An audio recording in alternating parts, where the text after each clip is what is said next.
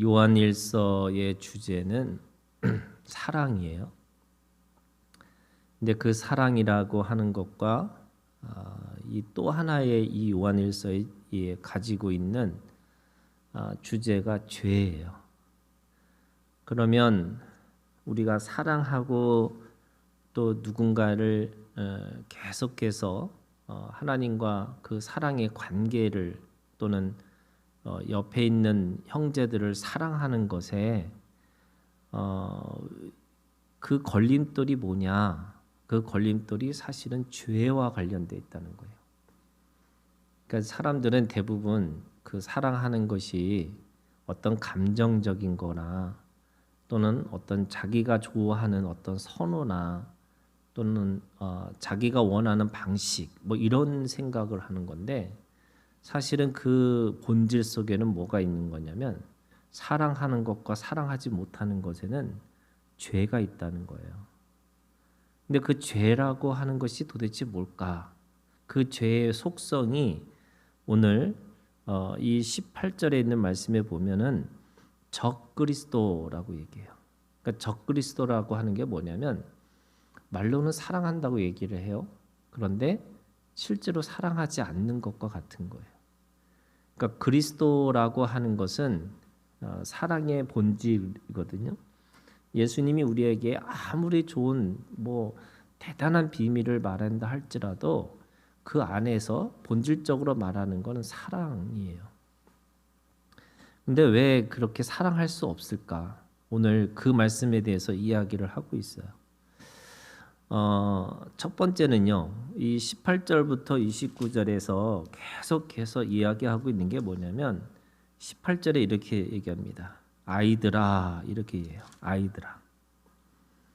그리고 그 아이들이 28절에 가면은 자녀들아 이렇게 얘기합니다. 그러니까 이게 무슨 뜻이냐면 적그리스도라고 하는 우리가 죄의 가장 본질적인 그러니까 이 죄라고 하는 걸 깨닫지 못하는 거예요. 사랑하지 않는 것이 죄라는 것을 깨닫지 못해요. 그러니까 사람들은 자꾸 사랑할 수 없는 이유를 찾아내려고 해요. 그거잖아요. 그러니까 이 죄의 가장 본질이 뭐냐면 아무리 깨끗하고 아무리 완전해도 그 온전하고 완전하신 분 앞에 죄를 찾아내서 먼지를 털어서 가장 극악무도한 죄인으로 죽일 수 있는 힘이 바로 십자가예요. 그러니까 죄가 있는 사람은 죄값을 치르는 게 당연한 거죠. 그런데 예수님은 어떤 죄도 찾을 수가 없었어요.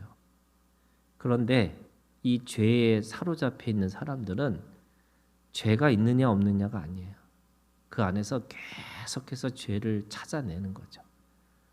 그래서 어떤 거냐면 그거를 당연하게 무슨 말이냐면 내가 사랑할 수 없는 이유는 이것 때문이야 이렇게 얘기하는 거예요. 내가 사랑하려고 했는데 그런 거죠. 사랑하려고 했는데 그것 때문에 사랑할 수 없다고. 맞는 말이죠. 맞는 말인 것처럼 들리는 거죠.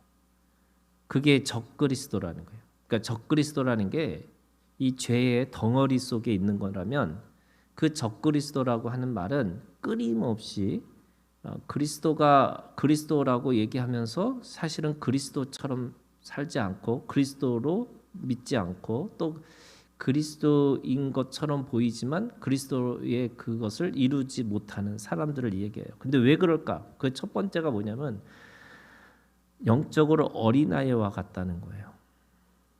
그러니까 아이들이고 자녀들이기 때문에 그 죄의 그 속성을 끝까지 볼 수가 없다는 거예요.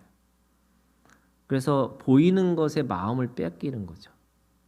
이게 안목의 정욕과 같은 거예요. 사람들은 보이는 것에 마음을 빼앗겨요. 그러니까 보이는 것에 마음을 빼앗기니까 결국에는 그것 때문에 내가 못 믿겠다는 거예요. 그것 때문에 내가 사랑할 수 없다는 거예요. 그런데 그게 자라나면 다르다는 거죠. 자라나면 다르게 보인다는 거예요. 그래서 이 요한일서에서 결국에는 사랑이라는 게 뭐냐? 사랑은 아비의 마음을 가지고 있어야 되는 거예요. 그러니까 부모의 마음, 엄마의 마음, 아버지의 마음이 있지 않으면 절대로 그것을 뛰어넘을 수 없는 거죠. 그럼 아버지의 마음이 뭘까? 엄마의 마음이 뭘까? 그거는요, 죄가 있느냐 없느냐, 허물이 있느냐 없느냐가 아니에요. 다 허물이 있고요, 다 문제가 있어요. 그런데 그 허물과 문제를 자녀이기 때문에 그게 중요하지 않은 거예요. 그거잖아요, 여러분. 자녀가 마음에 드나요? 마음에 안 들죠. 그런데 자녀이기 때문에 뭐가 더 중요했냐면 생명이 더 중요한 거예요. 생명 관계가 더 중요한 거예요. 그렇기 때문에 사랑이라는 말 속에는 뭐가 있냐면요. 그럼에도 불구하고 이거예요.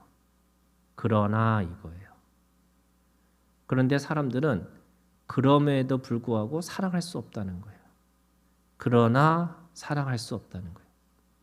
그러니까 결론이 그런 거예요. 사랑할 수 없는 이유를 찾아내는 거예요. 뭔가 사랑하려고 하는데 그러나 그럼에도 불구하고 난 할 수 없어 이거예요. 그런데 거꾸로죠. 근데 그거 하려면 부모의 마음, 아비의 마음, 엄마의 마음이 가지고 있어야 되는 거예요. 그럼 어떻게 해야 되느냐? 사랑 안에서 자라나는 건데요. 사랑 안에서 자라난다는 게 뭐냐면 예수 그리스도 안에서 주시는 사랑을 먼저 받는 자가 되는 거예요. 그게 자라나는 거예요. 오늘 13절에 보시면 우리가 읽지는 않았지만 13절에 이렇게 돼 있어요. 아비들아 내가 너에게 쓰는 것은 너희가 태초부터 계신 이를 알았으며 청년들아 내가 너에게 쓰는 것은 너희가 악한 자를 이겼습니다. 아이들아 내가 너에게 쓴 것은 너희가 아버지를 알았으며. 그러니까 아비의 신앙이 있고 그리고 청년의 신앙이 있고 아이의 신앙이 있다는 거예요. 그러면 아이의 신앙을 가지고 있는 사람은 어떻게 하냐면요. 하나님 앞에 사랑을 구하는 자로 사는 거예요. 그래야지 사랑 안에서 자라나서 그게 다르게 보일 수 있어요. 그런데 아이임에도 불구하고 계속 뭐하냐? 자기가 심판자가 되는 거예요. 자기가 이미 다 큰 것처럼 자기가 알아서 자기가 할 수 있다고 착각하게 되는 거예요. 그래서 오늘 이 18절에 아이들아 마지막 때라 적그리스도가 오리라는 말을 너희가 들은 것 같이 지금도 많은 적그리스도가 일어났으니. 그러니까 아이들이 자라나는 믿음이 있어야 된다는 거죠. 이게 첫 번째예요. 이게 적그리스도를 이기는 사랑의 탈을 쓴 그 악함에 대한 것을 이길 수 있는 힘은 결국에는 자라나야 된다. 이렇게 말씀하시는 거예요. 두 번째는요. 그것이 20절에 이렇게 되어 있습니다. 20절에 너희는 거룩하신 자에게서 기름 부음을 받고 모든 것을 아느니라. 이 기름 부음 받음 이게 뭐냐면 그러니까 받는 것을 통해서 최고의 받음이라는 게 뭐냐면 하나님 아버지로부터 기름 부으심을 받는 거. 이 기름 부으심을 받는다는 게 충분히 하나님의 사랑을 받는 건데 그 사랑을 받는다는 게 어떤 것이냐면요. 이게 점점 자라나서 여러분 내 귀가 내 눈이 내 입이 거짓되고 잘못되고 그리고 어떤 것을 찾아내는 눈이 아니고 그 속에서 하나님이 주신 것이 무엇이지를 찾아내는 힘이에요. 그게 이런 거예요. 우리가 이제 선악을 아는 열매를 먹는 순간에 자기가 하나님인 것처럼 되어지니까 자기가 하는 행동의 모든 기준이 어디 있냐면 자기가 본 것에 기준이 있는 거예요.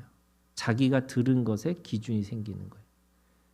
그거를 어떻게 보면은 자기의 주관적인 신앙에 빠져 있는 거예요.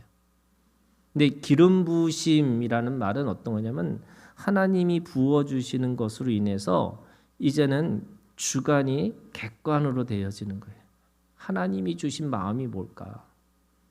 하나님이 주신 이 생명을 왜 주셨을까?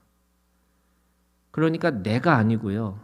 내가 가지고 있는 것들이 아니라 하나님이라고 하는 마음으로 바뀌는 거예요. 이거를 창세기 45장에 가면 요셉이 주권적 신앙이라고 그러잖아요. 형 때문에 뭐 때문에 자기가 이렇게 생고생하다가 자기가 잘해가지고 총리가 됐어 이렇게 얘기하는 게 아니고요. 하나님이 자기를 먼저 애굽에 보낸 것은 당신과 당신의 집, 아버지의 집을 구원하기 위해서 그렇게 하셨습니다. 이게 기름 부으심의 이 변화예요. 신앙이 나로부터 하나님의 마음으로부터 시작된 거예요. 내가 가지고 있는 관점이 아니라 하나님의 관점이 뭔지를 찾아내는 거예요. 그게 기름 부으심이에요. 그래서 여러분 기름 부으심이 뭐냐면 그리스도가 되는 거잖아요. 진짜 그리스도가 되는 거예요. 근데 적그리스도와 진짜 그리스도의 차이는 뭐냐면요. 결국에는 적그리스도는 그 안에서 죄를 찾아내는 거지만 그리스도는 그 안에서 사랑, 생명을 낳게 하시는 거예요. 그래서 오늘 결국에는 자라나는 걸 통해서 기름 부으심을 받으라 하는 거예요. 그 기름 부으심을 통해서 진짜인지 가짜인지를 찾아내는 거죠. 마지막으로요. 이렇게 얘기합니다. 27절에 마지막에 보면 이렇게 돼요. 또 참되고 거짓이 없으니 너희를 가르치신 그대로 주 안에 거하라. 이게 거하라라는 말이 어떤 거냐면 계속 하나님과 생명관계하라는 거예요. 그래서 그 생명관계를 통해서 얻어지는 하나님의 자라남이 있고 기름 부으심이 있고 그래서 그 계속 거하는 걸 통해서 하나님의 열매를 맺고 살아가는 거예요. 그 거하라라는 말이 요한복음 15장에는 뭐라고 돼 있냐면 포도나무가 가지에 거하는 거예요. 가지의 존재감은 열매를 맺느냐 안 맺느냐예요. 무슨 말이냐면 가지가 열매가 없으면 태워진다 그랬어요.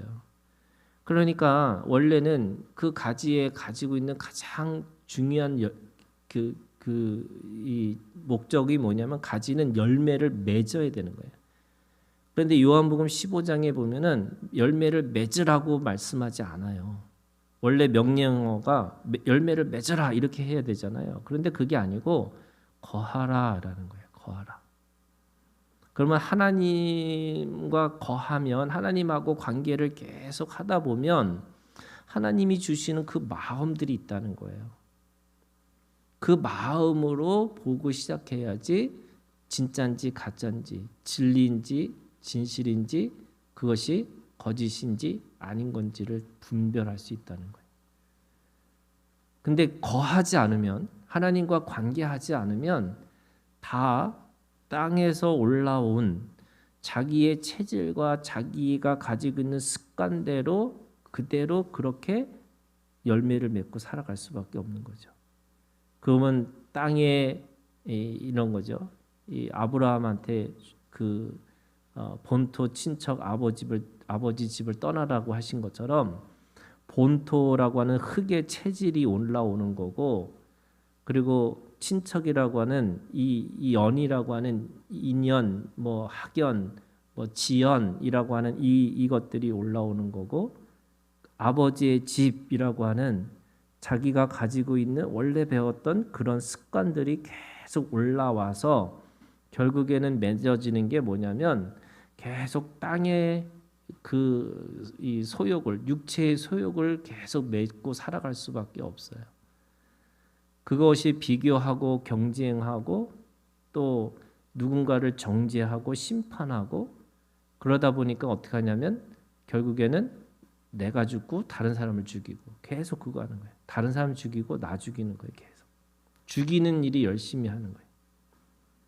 그런데 하나님의 말씀을 가지고 본토 친척 아버지를 떠나서 하나님의 나라에 거하면 하나님의 그 말씀에 거하면 그 말씀으로 주시는 하나님의 능력이 나타나는 거고 또 하늘에 그 거하는 능력들이 나타나서 결국에는 그것이 생명의 열매를 맺을 수 있다 이렇게 말씀하고 있는 겁니다. 자, 오늘 자라나기를 주님의 이름으로 축원합니다. 그리고 그 자라나서 여러분 그것이 하나님으로부터 부여받는 기름 부음 받은 심이 우리 가운데 있기를 주님의 이름으로 축원합니다. 그래서 주님 안에서 늘 거하는 것에 그래서 여러분 기도하고 예배하고 말씀 듣고 내가 그 안에서 계속 교제하고 봉사하고 하는 그 모든 것들이 다 뭐냐? 하나님 앞에 거하는 일인 거예요. 거하는 게 목적이 아니고요. 열매가 목적이라면 그 거하는 걸 통해서 자연스럽게 열매를 맺을 수 있다. 여러분 그 믿음이 오늘 우리 가운데 있기를 주님의 이름으로 축원합니다. 오늘 이 세 가지 말씀 가지고 우리 함께 기도하겠습니다.